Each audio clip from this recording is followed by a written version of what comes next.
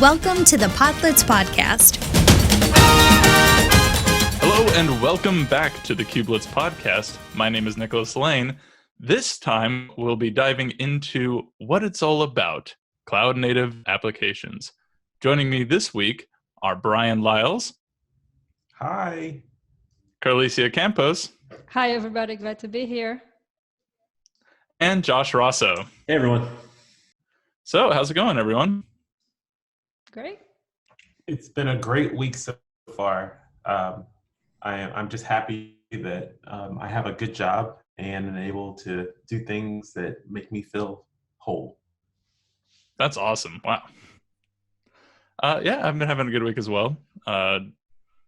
Been doing a bit of some fun stuff after work, like my soon-to-be in-laws are in town, so I've been visiting with them, and that's been really fun.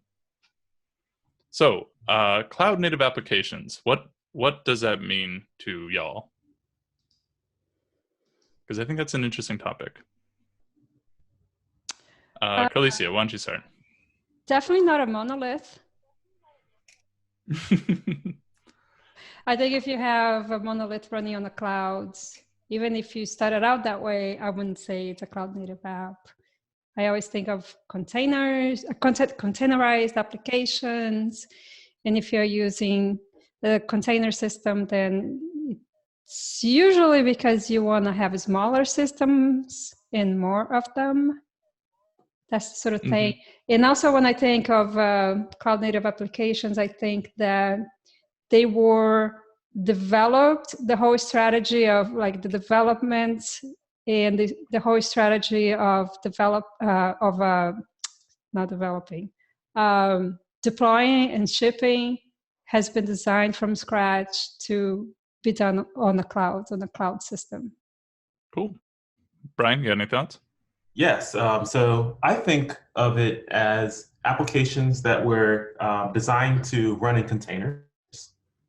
And I also think about things like services, like microservices or macroservices. I don't really know what you want to call them, that we have multiple applications that are made to talk not just with themselves, but with other apps. And they deliver bigger functionality through their coordination.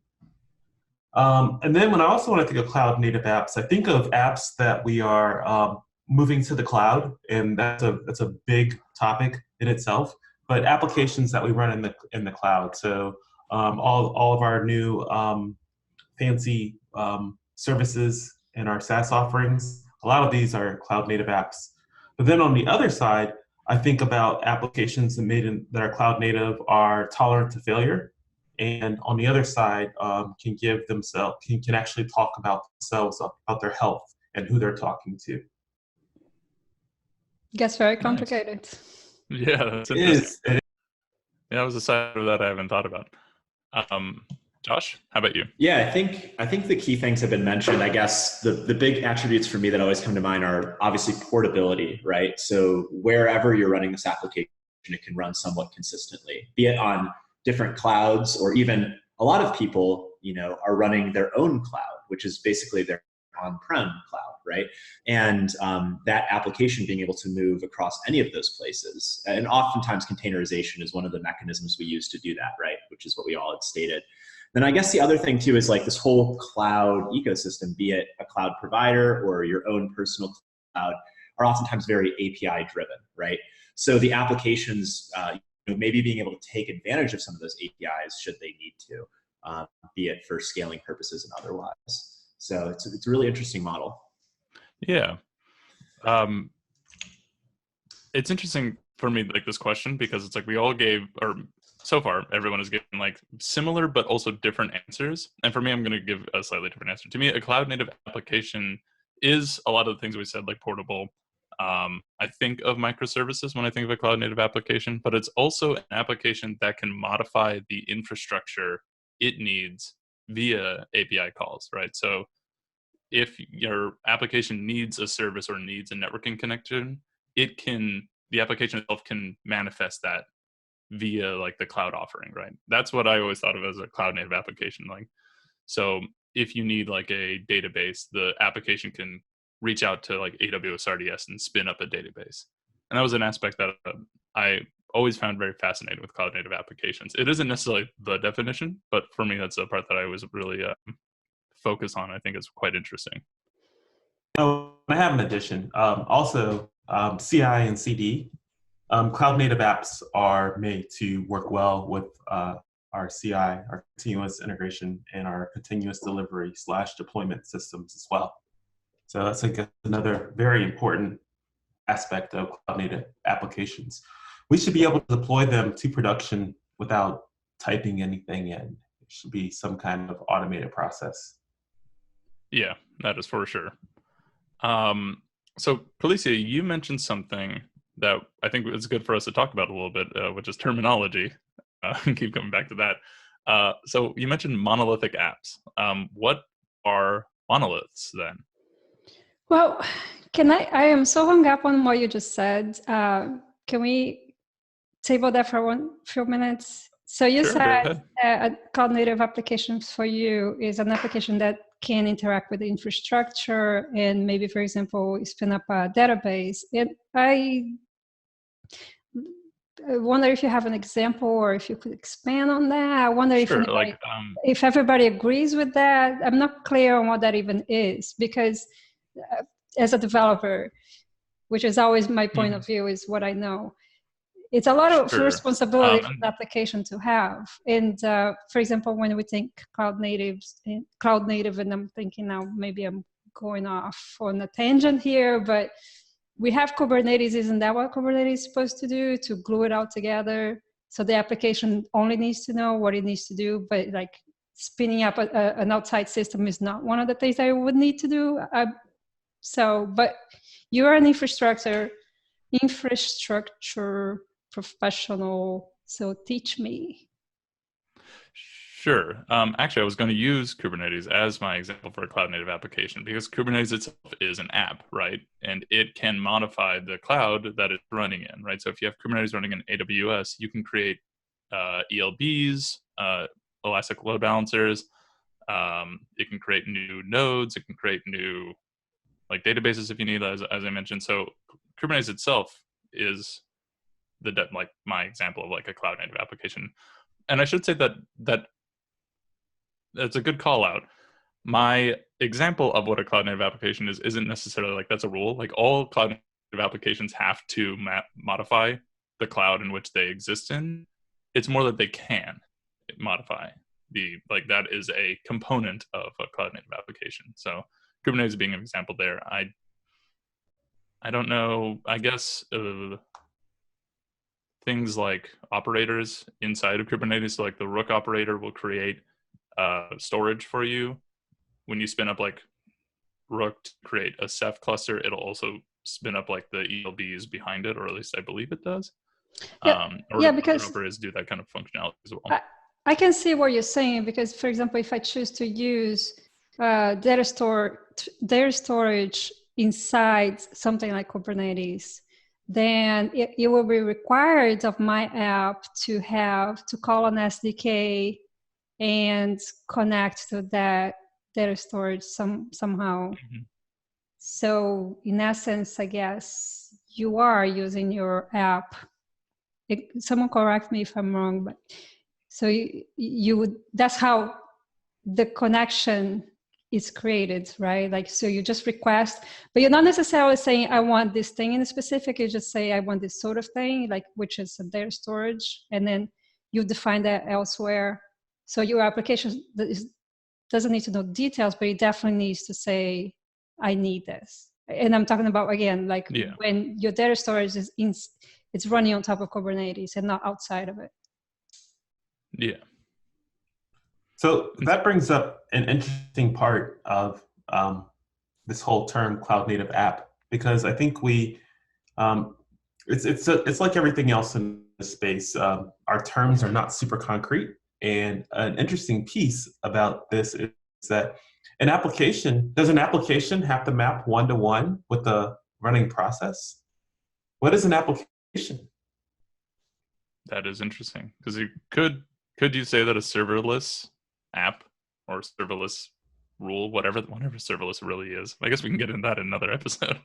Are those cloud native applications? Like that's and they're not necessarily running anywhere. So I will punt on that because I know where my boundaries are, and that's definitely not in my boundary space. But the reason I bring this up is because a little while ago, it's probably a year ago, in the Kubernetes SIG apps, we actually had a conversation about what an application was, and the consensus from the community and from the group members was that actually an application could be made up of multiple processes. So let's say you were building this large SaaS service, and because you were selling dog food online, your application could be your dog food application. But you have inventory management, you have a front end, maybe you have an ad service, you have a shipping management manifest manager, and things like that. Sales tax calculator. Are those all applications, or is it one application? And that's a neat piece about cloud applications or cloud native applications, because what we found in Kubernetes is that the way we're thinking about applications is an application is multiple processes that can be linked together, and we can tell the whole story of how all those interactions are working. So just something else, another way to think about this. Yeah, that is interesting. I never really considered that before, but that makes a lot of sense, particularly with the rise of things like gRPC and the ability to like send like dedicated messages to, or like well codified messages to different processes. That gives rise to things like this multi-tenant process as an application. Right. But going back to your idea around cloud native applications being able to commandeer the resources they're needing, that's something that we do see. We see it in Kubernetes right now. And I'll give you an example above and beyond the example that you gave, is that whenever you create a stateful set, and the Kubernetes, the operator behind stateful set actually goes and provisions a PVC for you, you've requested a resource, and whenever you change the number of instances from 1 to like 5, guess what? You get 4 more PVCs.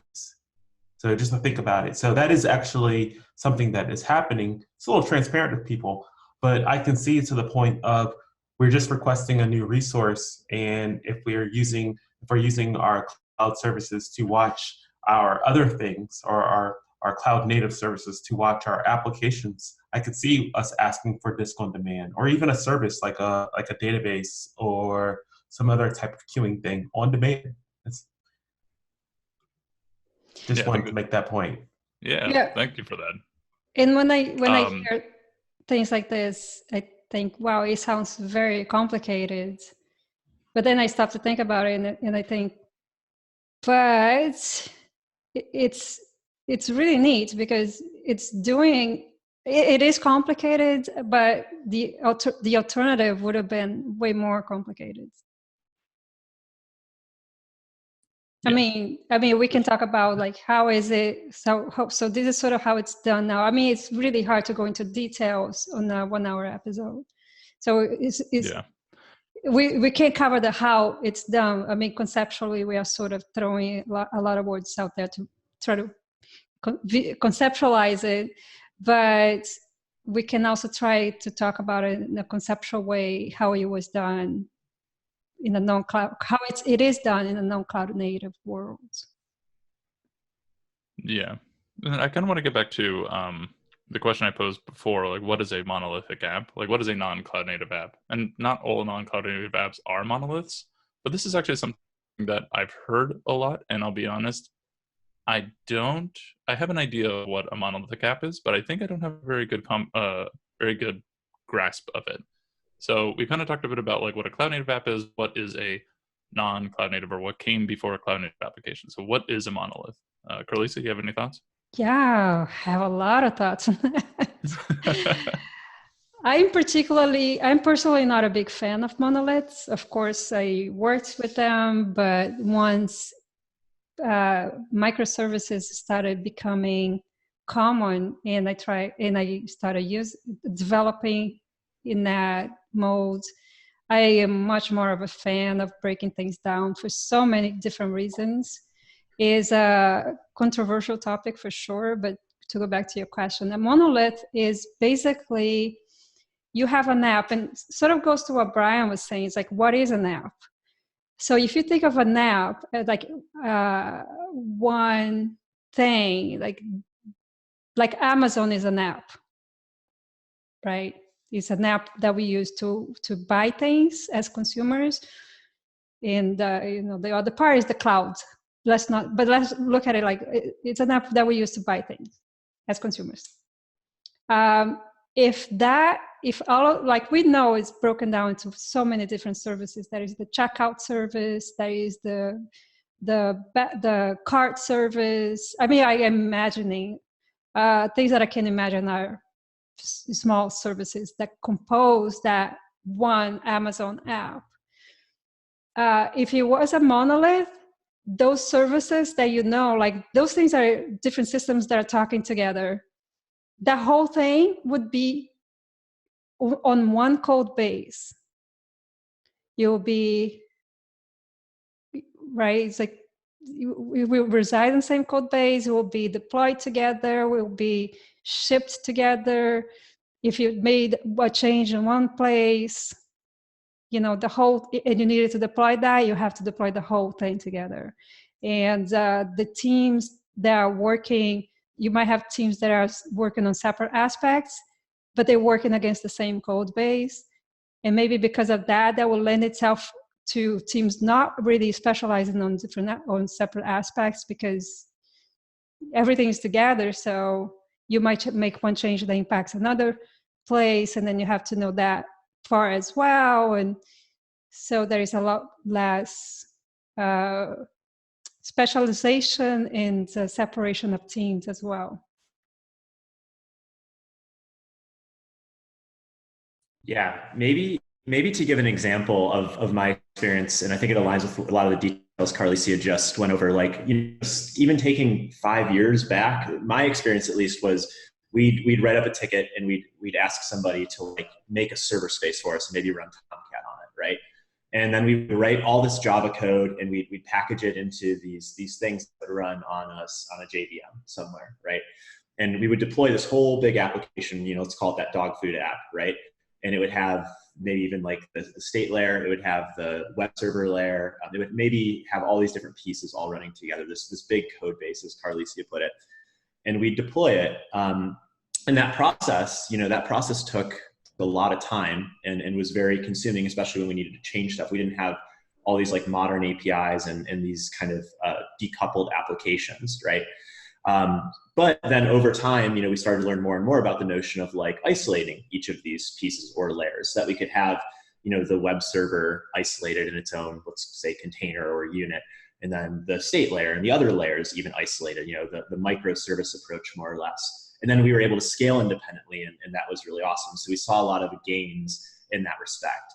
But it's not all like, rainbows and whatever, right? Like we basically moved our complexity to other areas. We took our complexity that used to all happen in the same memory space, and we moved a lot of it into the network with these new protocols that let different services talk to one another. So it's been an interesting thing kind of seeing the monolith approach and the microservice approach, and how a lot of these microservice apps are, in my opinion, a lot more like cloud native aligned, if that makes sense.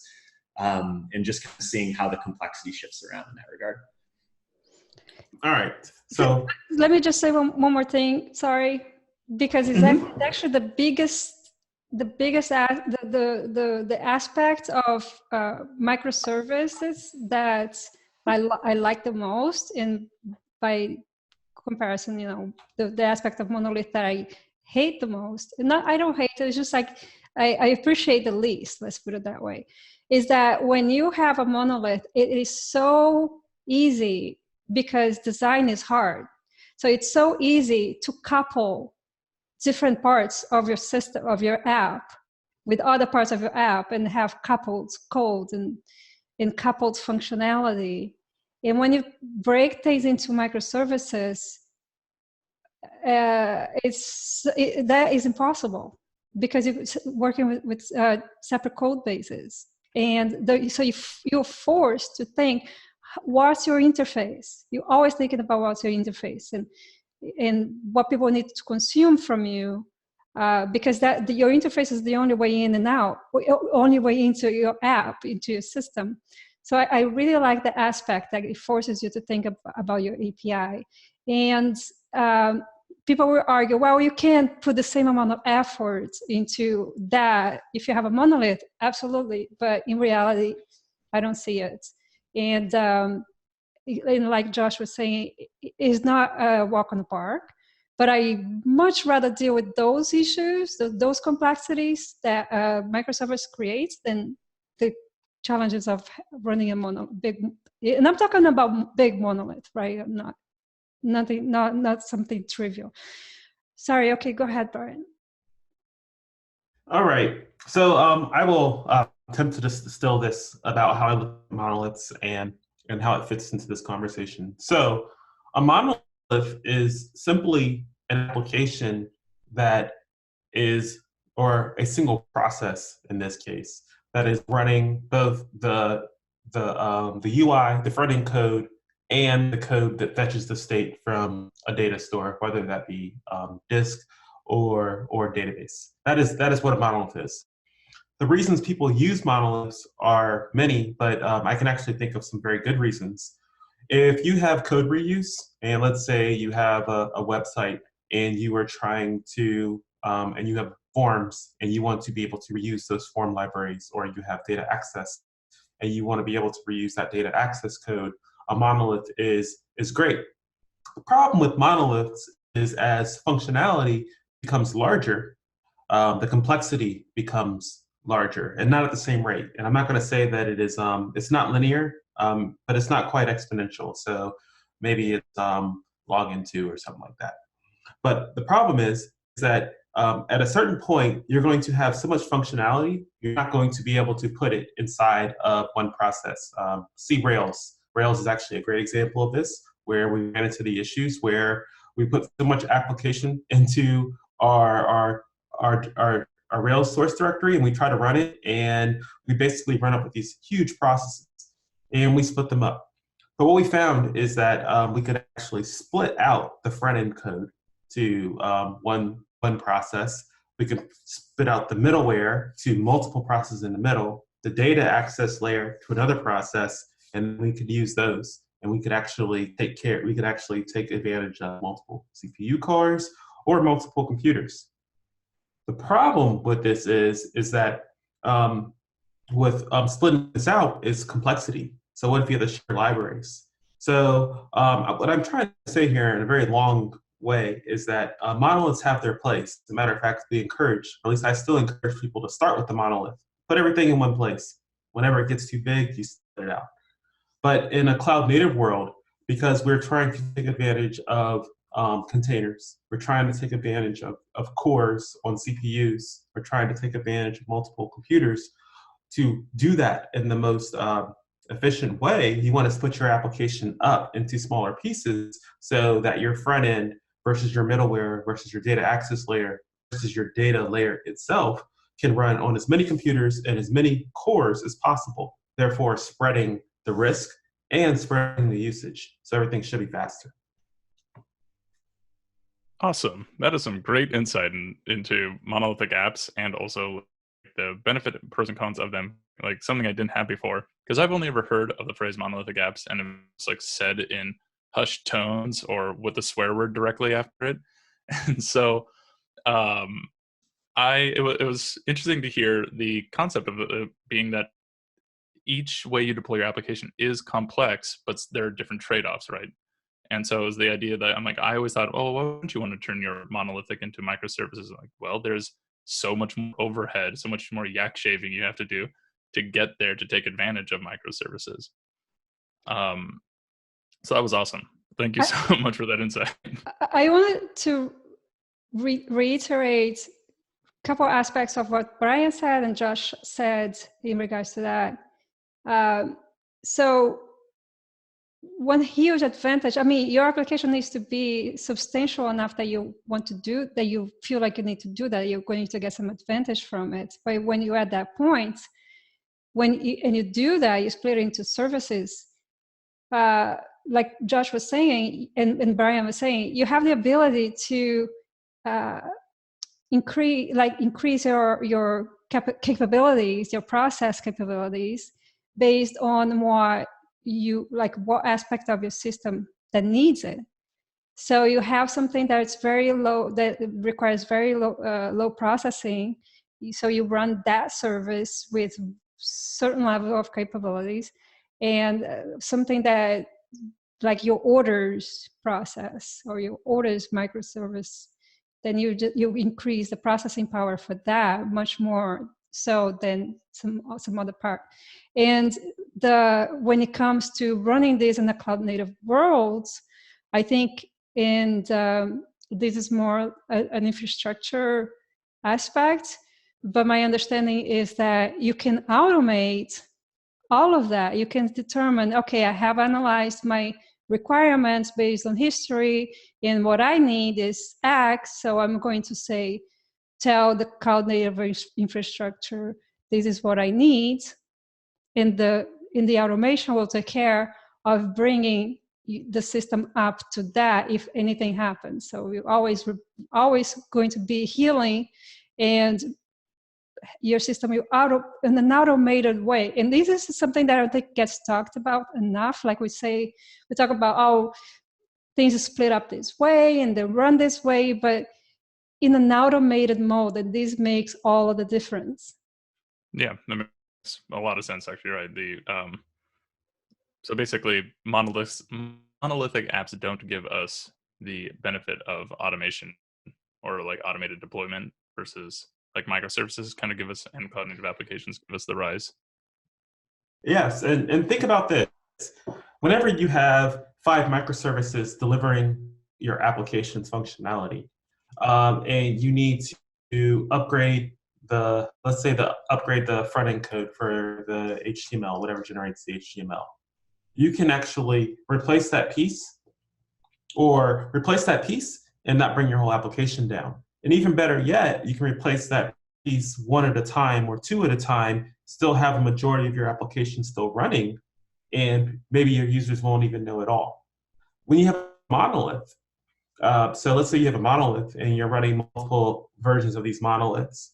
When you take that whole application down, you take the whole application down. Not only do you lose front-end capacity, you also lose back-end capacity as well. So separating your app is actually smarter in the long run, because what it gives you is the flexibility to mix and match, and you can actually scale the front end at a different level than you did the back end. And that's actually super important in Rails land, and actually in Python land, and .NET land if you're writing monoliths. Whenever you have to scale at the level of your monolith, and if you have to scale then you're having wasted resources. So smaller microservices, smaller cloud native apps, basically that run in containers, actually will use less resources. I have maybe an interesting question for us all.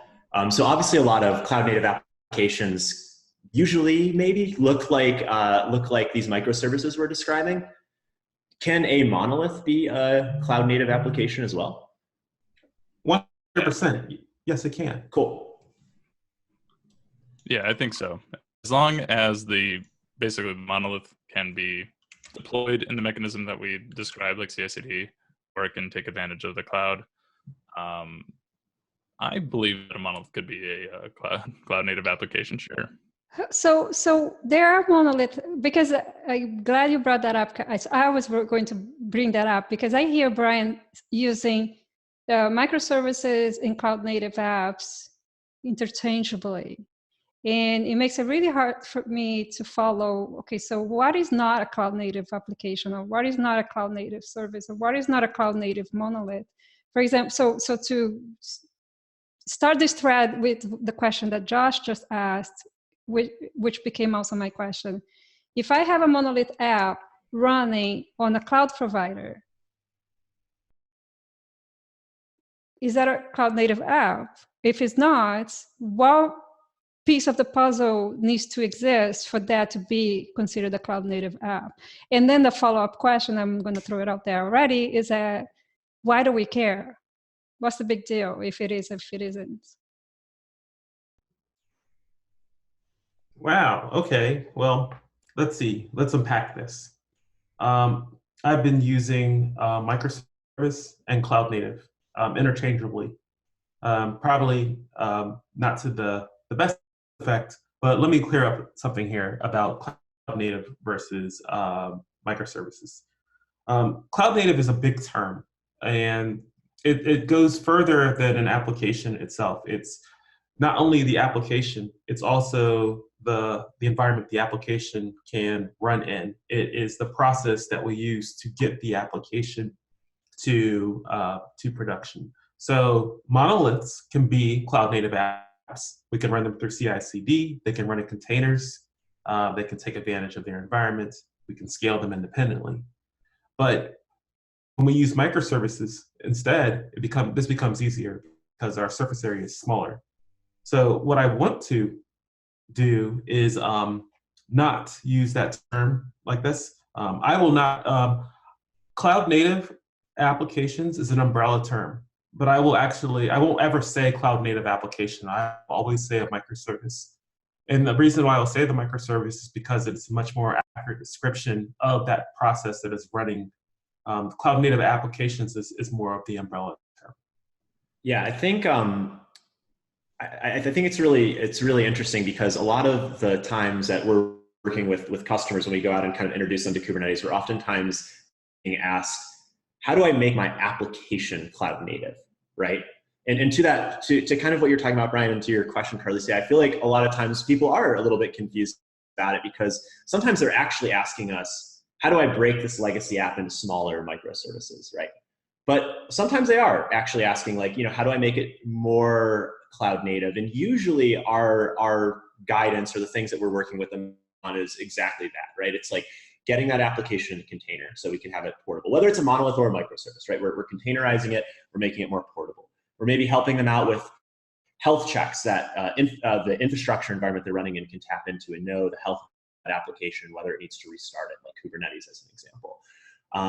We're going through and helping them kind of understand those principles that I think fall more under the umbrella of cloud native, like you're saying, Brian, if I'm following you correctly, and helping them kind of enhance their application. But it doesn't necessarily mean splitting it apart, right?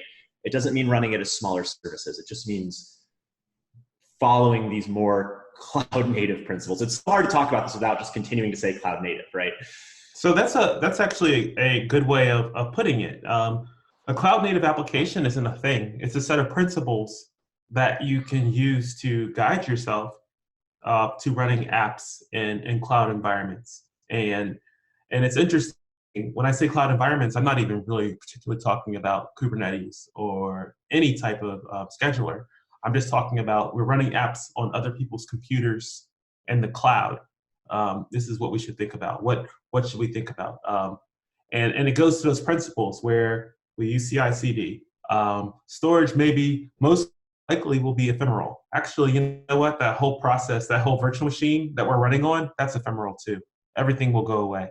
So cloud native applications is basically a theory that allows us to be strategic about running applications on other people's computers, and storage and networking and compute may go away. So we do this in this way. This is how we get our 5 nines or 4 nines of uptime, because we can actually do this. That's actually a really great point. The cloud native application is one that can confidently run on somebody else's computer. Like that's a good, like, just like stake in the ground. I mean, I stand behind that, and just enough. I mean, I really do stand behind it, and I like the way that you put it. I'm going to steal that and say I made it up. Yeah, go ahead. So we've been talking a bit about like monoliths and cloud native applications. I'm kind of curious, since y'all are developers, what is your experience writing cloud native applications? What is it like to write a cloud native app? Josh, you want to start? Sure. I guess for greenfield projects where we're starting from scratch and we're kind of building this thing, it's a really pleasant experience because a lot of things are sort of done for us. We just need to know how to interact with the API or the contract to get the things we need. So that's kind of my blanket statement. I'm not trying to say it's easy. I'm just saying like it's become quite convenient in a lot of respects, right? When adopting these cloud native principles, like the idea that I have a Docker file and I build this container and now I'm running this app that I'm writing code for all over the place. Like it's become such a more pleasant experience than, at least my experience years and years ago, with like dropping things into Tomcat instances running all over the place, right? But I guess what's also been interesting is it's been a bit hard to convert older applications into the cloud native space, right? Because to, I think, a point Carlisi had started with around the idea of all the code being in one place, you know, it's a massive undertaking to understand how some of these older applications work. Again, not saying that all older applications are only monoliths, but my experience has been they generally are, they're bigger code base. It's hard to understand how they work and where to modify things without breaking other things, right? When you go and you say, all right, let's adopt some cloud native principles on this app that's been running on a mainframe for decades, right? That's a pretty hard thing to do. But again, greenfield projects, I found it to be pretty convenient. It's actually easy, Josh. You just rewrite it. Yeah, totally. Yes. That is always a piece of cake. You just rewrite it and go, and then it's cloud native. Yes. That's actually the secret to cloud native apps. You write it and go, you install it, you deploy it to Kubernetes, mission accomplished, cloud native. Anything written in Go is cloud native. We are declaring that here. You heard that here first. Perfect. So actually, that's a great question. It's like how do we get there? That's a hard question, and not one that I would basically just wave a magic set of words over and say that we are there. But what I would say is that as we start thinking of moving applications to cloud native, first we need to identify applications that cannot be cloud native. And I could actually give you some. Your Windows 2003 applications, and yes, I do know some of you all are running Windows 2003 still. Those are not cloud native, and they never will be. And the problem is that you won't be able to run them in a containerized environment. Microsoft says stop using 2003. You should stop using it. Other applications that won't be cloud native are applications that require a certain level of machine or server access. We've been able to abstract GPUs, but if you're working on the I/O level, like you're actually looking at I/O, or if you're looking at hardware interrupts, or you're looking at anything like that, that application will never be cloud native.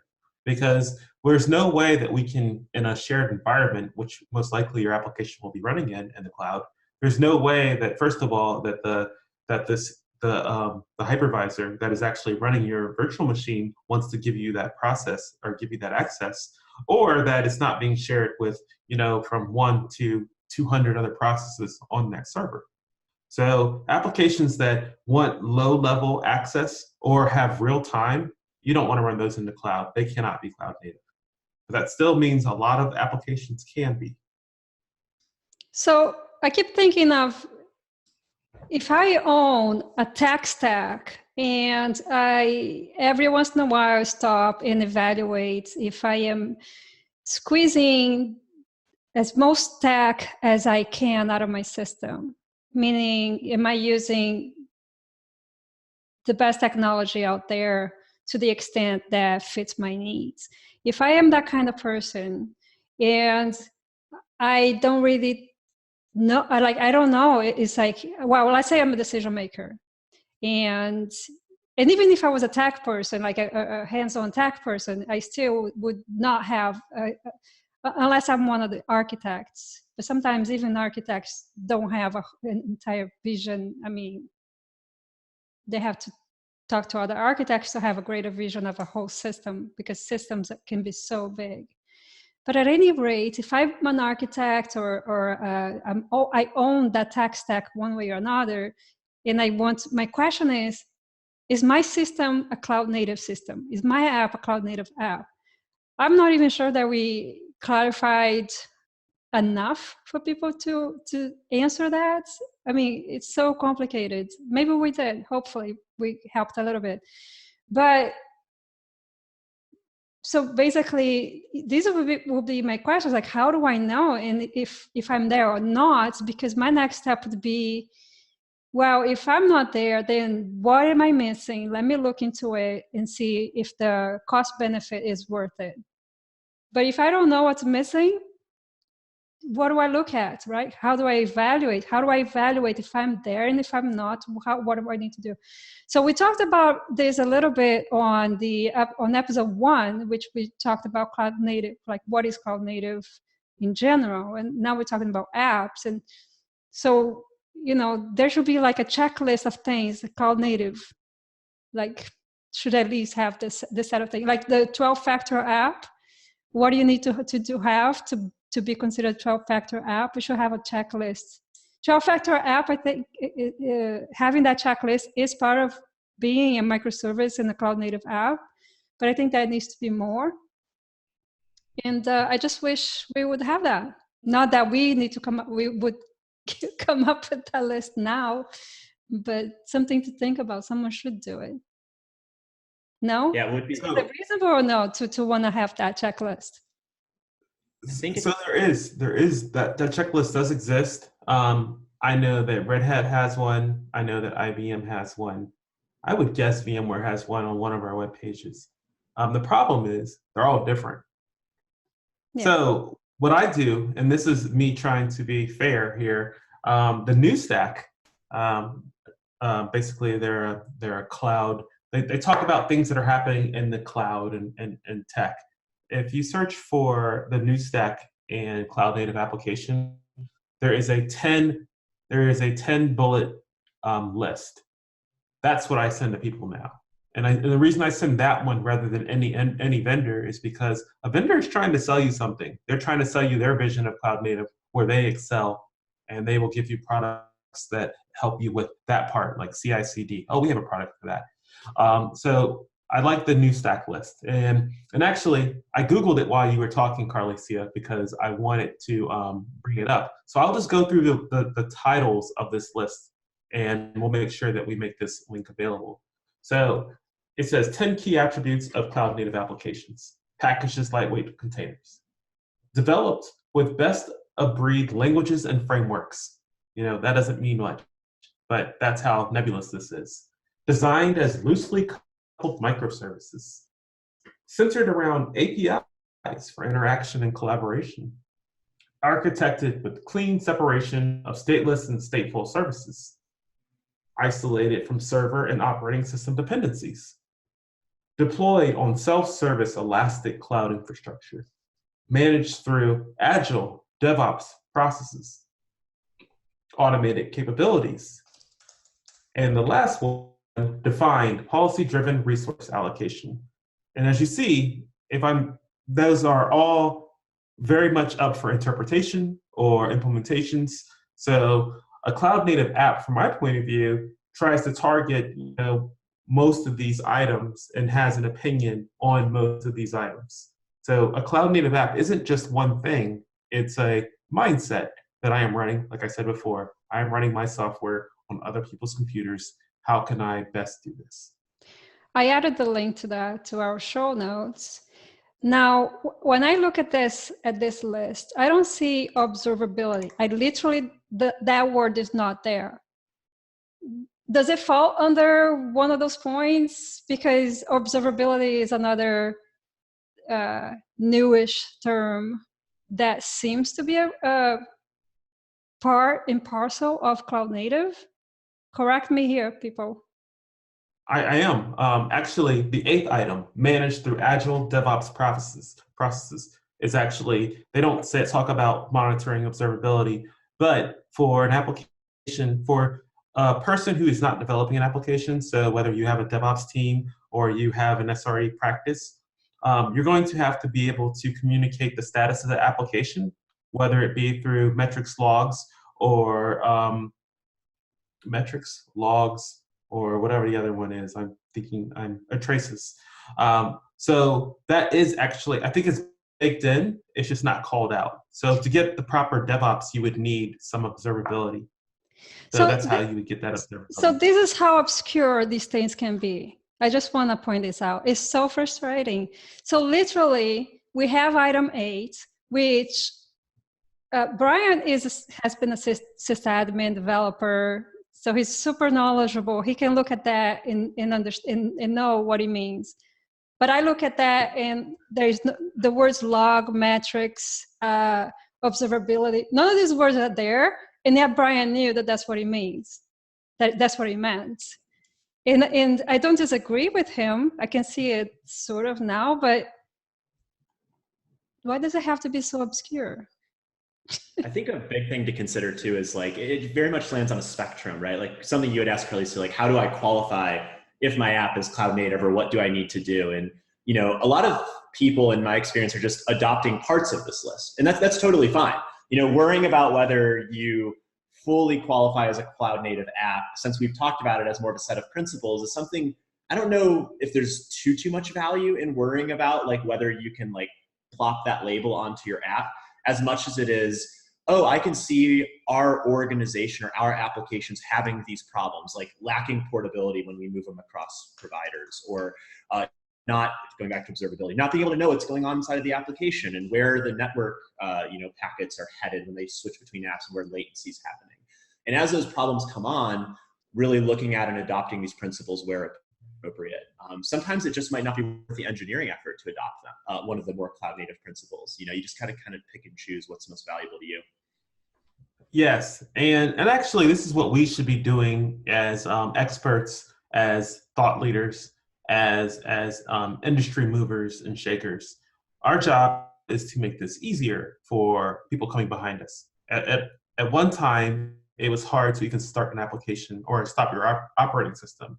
You remember when we had to load AN1? You know, remember when we had to do that back in the day on our Commodore 64s or Apple IIs? Now you turn your computer on and it comes on instantly. You click on an application and it works.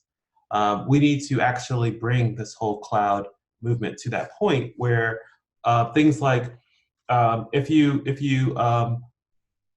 include these libraries and you code with these APIs, you get automatic observability. And I'm saying that with air quotes, but you get the ability to have this thing monitored in some fashion.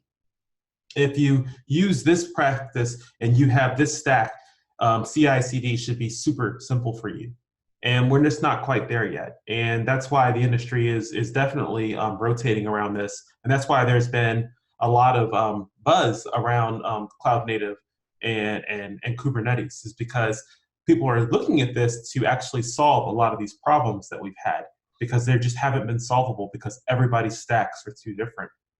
And I'll end with this one though. The reason Linux was, I think, ultimately successful is because it allowed us to do things and all these Unix things that we liked, and it worked on all sorts of computers, and it got that mindset behind companies. Kubernetes could also do this. It allows us to think about our data centers as potentially one big computer or fewer computers.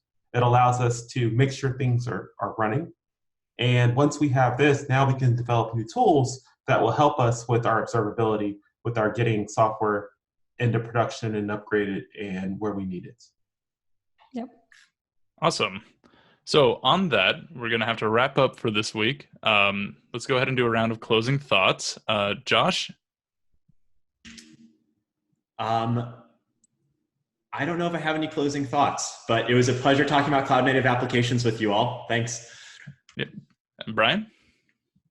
Yeah, I have one thought, is that all this things that we are talking about, it sounds kind of daunting, but it's better that we can have these conversations to talk about things that don't work rather than not knowing what to talk about in general.